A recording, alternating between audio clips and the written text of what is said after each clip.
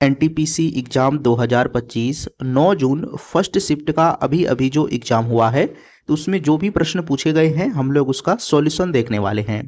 पहला प्रश्न देखिए, इसमें है कि भारतीय संविधान की प्रस्तावना में समाजवादी, धर्मनिरपेक्ष और अखंडता शब्द किस संविधान संशोधन द्वारा जोड़ा गए थे। तो सही आंसर इसका जो हो जाएगा, देखिए अधिनियम 42 जो है आपको इसमें संशोधन किया गया था। और कब किया गया था, तो 1976 में किया गया था, जिसे लघु संविधान भी कहा जाता है, जिससे इन शब्दों का प्रस्तावना में जोड़ा गया था। तो आपको ध्यान रखना है कि 42वां संविधान संशोधन और डेट आपको ध्यान रखना है 1976। अगला सवाल देखिए, इसमें है कि होयलेश्वर मंदिर जो हाल ही में यूनेस्को विश्व धरोहर स्थल घोषित किया गया है, किस राज्य में स्थित है।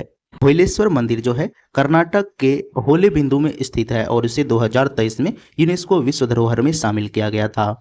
अगला है कि दांडी मार्च के दौरान महात्मा गांधी के साथ कितने स्वयंसेवक शामिल थे। मोस्ट इंपॉर्टेंट है, तो करेक्ट आंसर देखिए इसका हो जाएगा कि दांडी मार्च के दौरान महात्मा गांधी के साथ कुल जो है आपको 78 स्वयंसेवक थे। और यह कब शुरू हुआ था नमक सत्याग्रह, तो 12 मार्च 1930 को साबरमती से दांडी तक यह यात्रा शुरू हुई थी।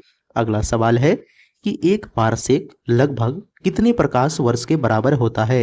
एक पारसेक लगभग जो है 3.26 प्रकाश वर्ष के बराबर होता है और यह खगोलीय दूरी मापने की एक इकाई है। नेक्स्ट सवाल जो पूछे गए हैं कि निम्नलिखित में से किस मुगल बादशाह के शासनकाल को चित्रकला का स्वर्ण युग कहा जाता है। मोस्ट इंपॉर्टेंट है, आगे भी पूछे जा सकते हैं ये प्रश्न।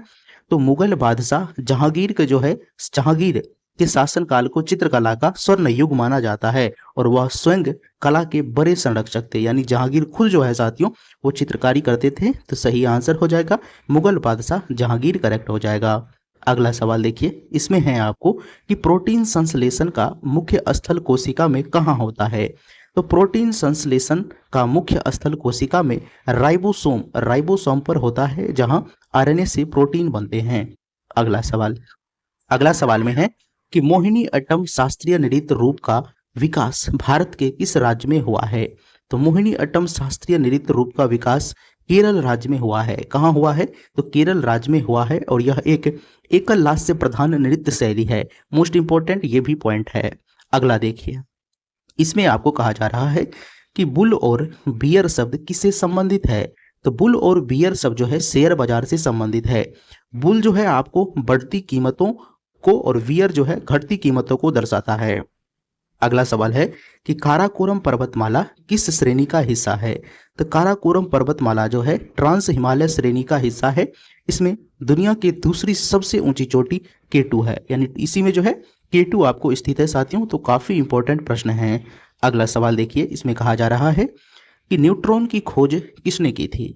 न्यूट्रॉन की खोज जो है जेम्स चैडविक ने 1932 ईस्वी में किया था और यह एक उदासीन उप परमाणु कण है। मोस्ट इंपॉर्टेंट रहने वाला है। अगला देखिए कि भारत के राष्ट्रपति के महाभियोग की प्रक्रिया किस देश के संविधान से ली गई है। तो राष्ट्रपति के महाभियोग की प्रक्रिया संयुक्त राज्य अमेरिका के संविधान से ली गई है और यह 61 अनुच्छेद में आपको जो है निहित है साथियों। अगला प्रश्न है कि दीन ए इलाही धर्म किसने शुरू किया था। मोस्ट इंपॉर्टेंट है, सवाल पूछे गए हैं और आगे के लिए डेट पूछे जा सकते हैं।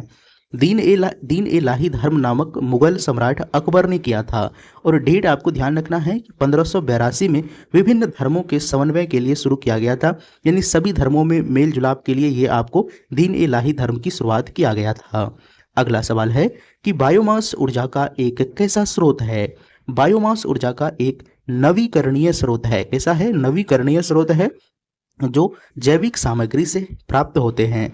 तो सही आंसर ध्यान रखना है, नवीकरणीय स्रोत इसका करेक्ट आंसर हो जाएगा। अगला देखिए, काफी इंपॉर्टेंट है कि अटलांटिक महासागर को प्रशांत महासागर से जोड़ने वाली नहर कौन सी है। तो सही आंसर हो जाएगा अटलांटिक महासागर को प्रशांत महासागर से जोड़ने वाली नहर पनामा नहर है। पनामा नहर इसका सही आंसर हो जाएगा। साथियों, अगर आपको पीडीएफ चाहिए तो पीडीएफ आपको जो है टेलीग्राम चैनल पर मिल जाएगा, जिसका लिंक आपको डिस्क्रिप्शन में दिया गया है। ये सवाल देखिए कि सापेक्षिकता का सिद्धांत किसने दिया था। तो सापेक्षिकता का सिद्धांत अल्बर्ट आइंस्टीन ने दिया था, जिसमें विशेष और सामान्य सापेक्षता शामिल है। मोस्ट इंपॉर्टेंट है साथियों, क्वेश्चंस आपको पूछे गए हैं। अगला सवाल देखिए कि भारतीय राष्ट्रीय कांग्रेस के किस अधिवेशन में पूर्ण स्वराज का प्रस्ताव पारित किया गया था। तो पूर्ण स्वराज का प्रस्ताव जो है भारतीय राष्ट्रीय कांग्रेस के लाहौर अधिवेशन 1929 में जवाहरलाल नेहरू के अध्यक्षता में पारित हुआ था। काफी इंपॉर्टेंट है, ध्यान रखना है। अगला देखिए कि मुद्रा राक्षस नामक नाटक के लेखक कौन है। तो मुद्रा राक्षस नामक नाटक के लेखक विशाख दत्त है, जो चंद्रगुप्त मौर्य और चाणक्य पर आधारित है। यानी चंद्रगुप्त मौर्य और चाणक्य पर आधारित ये जो है मुद्रा राक्षस नामक नाटक है। ये आपको दोनों ध्यान रखना है, विशाख दत्त और चंद्रगुप्त और जो है चाणक्य, दोनों आपको याद रखना है। अगला देखिए इसमें है कि निम्नलिखित में से कौन सी धातु कमरे के ताप पर तरल अवस्था में रहती है। तो मरकरी एकमात्र धातु है जो कमरे के ताप पर तरल अवस्था में रहता है। पारा को अमलगम भी कहा जाता है। ये क्वेश्चंस भी आपसे पूछे जाएंगे। अगला सवाल है कि भारतीय संविधान के किस भाग में राज्य के नीति निर्देशक तत्व का उल्लेख है। तो देखिए राज्य के नीति निर्देशक तत्व का उल्लेख भारतीय संविधान के भाग 4 में अनुच्छेद आपको जो है 36 से 51 इसका राइट आंसर हो जाएगा। तो देखिए सबसे इसमें जो इंपॉर्टेंट है 36 से लेकर 51 आपको ध्यान रखना है, ये आपको नीति निर्देशक तत्व के अनुच्छेद हैं। अगला सवाल देखिए, अगला सवाल है कि कोलोल तेल क्षेत्र किस भारतीय राज्य में स्थित है। तो कोलोल तेल क्षेत्र जो है गुजरात राज्य में स्थित है, जो एक प्रमुख तेल उत्पादक क्षेत्र है। अगला सवाल देखिए काफी इंपॉर्टेंट है कि पीलिया मानव शरीर के किस अंग को प्रभावित करता है। तो देखिए पीलिया नामक शरीर जो है, पीलिया मानव शरीर की यकृत यानी लीवर को प्रभावित करता है, जिससे त्वचा की पीली पड़ जाती है, यानी त्वचा जो है आपको पीली पड़ जाती है, जिस कारण इसे पीलिया कहा जाता है। नेक्स्ट सवाल देखते हैं साथियों, इसमें है कि सविनय अवज्ञा आंदोलन कब शुरू हुआ था। तो सविनय अवज्ञा आंदोलन जो है 1930 में महात्मा गांधी के दांडी मार्च से शुरू हुआ था। तो 1930 करेक्ट आंसर हो जाएगा। अगला सवाल कि एलिफेंटा की गुफा मुख्य रूप से किस देवता को समर्पित है। काफी इंपॉर्टेंट है ये सवाल। तो एलिफेंटा की गुफाएं मुख्य रूप से भगवान शिव को समर्पित है। किसे? भगवान शिव को समर्पित है, और यह यूनेस्को विश्व धरोहर स्थल भी है, यानी ये यूनेस्को द्वारा ये रिकॉग्नाइज आपको जो है साथियों, तो भगवान शिव का है। कौन? तो एलिफेंटा। चलिए अगला सवाल देखिए कि किस तापमान पर सेल्सियस और फ़ारेनहाइट स्केल समान रीडिंग देता है। मोस्ट इंपॉर्टेंट है, काफ़ी स्टूडेंट इस सवाल में कंफ्यूज हो जाते हैं, तो आपको ध्यान रखना है कि सेल्सियस और फ़ारेनहाइट स्केल जो है -40 डिग्री आपको होता है पर समान रीडिंग देता है, यानी सेल्सियस भी और फ़ारेनहाइट भी -40 पे जो है आपको समान रीडिंग देता है। और ये क्वेश्चंस काफ़ी भर भर कर पूछे जाते हैं, आपको ध्यान रखना है। नेक्स्ट सवाल देखिए कि सर्वोच्च न्यायालय के न्यायाधीशों की सेवानिवृत्ति की आयु कितनी है। तो सर्वोच्च न्यायालय के न्यायाधीशों की सेवानिवृत्ति की आयु जो है 65 वर्ष है। कितना है? 65 वर्ष आपको ध्यान रखना है। अगला सवाल, पानीपत का तीसरा युद्ध कब लड़ा गया था। तो पानीपत का तीसरा युद्ध जो है 1761 में मराठा और अहमद शाह अब्दाली के बीच लड़ा गया था। तो 1761 इसका सही आंसर होगा, मराठा और अहमद शाह अब्दाली के बीच लड़ा गया था। नेक्स्ट क्वेश्चन कि सूर्य के प्रकाश के स्पेक्ट्रम में सबसे कम तरंगदैर्घ्य वाला रंग कौन सा है। तो सही क्या हो जाएगा? सबसे कम तरंगदैर्घ्य वाला रंग जो है बैगनी रंग है, आपको ध्यान रखना है, और सबसे अधिक आपको रेड होता है। नेक्स्ट सवाल, काजू का सबसे बड़ा उत्पादक भारतीय राज्य कौन सा है। तो काजू का सबसे बड़ा उत्पादक भारतीय राज्य जो है महाराष्ट्र, आपको ध्यान रखना है, महाराष्ट्र इसका सही आंसर होगा। अगला सवाल देखिए काफी इंपॉर्टेंट है कि श्वेत क्रांति के जनक के रूप में किसे जाना जाता है।